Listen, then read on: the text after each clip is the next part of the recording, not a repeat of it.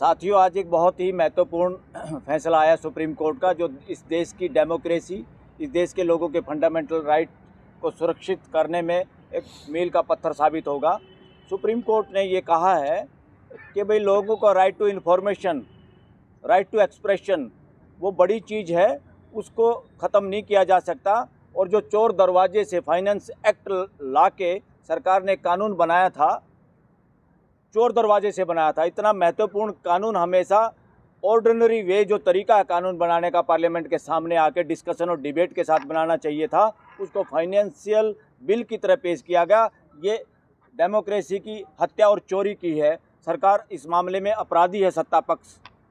और इस फैसले से क्या बताया सुप्रीम कोर्ट ने, इसका सार क्या है? इसका सार ये है, ये जो काम किया है ये असंवैधानिक किया है। ये सत्ता पक्ष में जो बैठे हुए लोग वो संविधान को मानते नहीं, और सत्ता पक्ष के सारे फैसलार, इवन अटॉर्नी जनरल या वो सरकारी वकील जो सलाह देते हैं सरकार को देश के पैसे से, जिनका घर चलता है, उन्होंने अपराध किया है देश की जनता के साथ धोखा करके, गलत सलाह देके और अपनी सरकार के हिसाब से रबड़ स्टैंप बन के जो काम किया है। इवन कोर्ट को भी गुमराह करने की इन लोगों ने कोशिश की है। वो अनकॉन्स्टिट्यूशनल है, वो देशद्रोह एक तरह से इन लोगों ने देशद्रोह का काम किया है।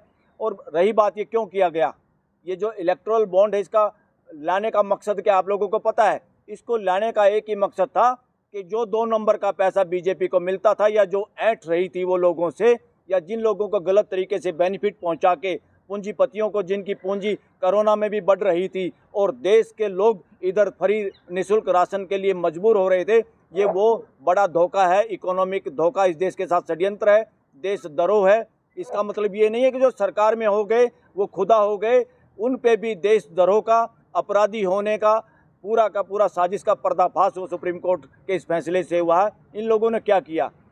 उन लोगों के किसी को डरा के, या जिनको इलीगल तरीके से बेनिफिट सरकार का पहुंचा है, इन्होंने सोचा सारा पैसा 2 नंबर में लेंगे तो बीजेपी के हर डिस्ट्रिक्ट में जो आलीशान ऑफिस बने हैं, आरएसएस के बड़े बड़े भवन बने, वो सारे इस देश के खून पसीने की कमाई से और भ्रष्टाचार की नींव पे खड़े हुए। साथियों, ये बड़ी जांच होगी, सत्ता परिवर्तन होगा, इसकी जांच होगी। आज ये सरकार जो सरकारी गवाह बना के, अरे गहरे नत्थू प्यारों को सरकारी गवाह बना के, प्रेशर डाल के लोगों को जेल में डालने का काम कर रहे हैं। फ्यूचर में मुझे नहीं लगता इस देश का प्रधानमंत्री भी बच पाएगा।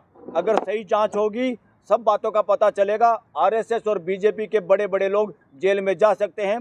दिल्ली सरकार के खिलाफ जो आरोप लगाया है, जो आप पार्टी के खिलाफ आरोप लगाया है कि शराब पॉलिसी की वजह से इन लोगों ने पैसा कमाया है, 2 नंबर के पैसे का इधर उधर ट्रांजैक्शन हुआ, जिसकी वसूली अब तक नहीं हुई, और सुप्रीम कोर्ट में भी कुछ लोग उनको जेल में लंबा रखने के लिए वायलेशन कर रहे हैं, संविधान का भी और लोगों के फंडामेंटल राइट का भी। अगर इसी तरह से सरकारी गवाह बनाए जाएंगे, ये देश का सबसे बड़ा घोटाला है, देश के साथ धोखा है ये।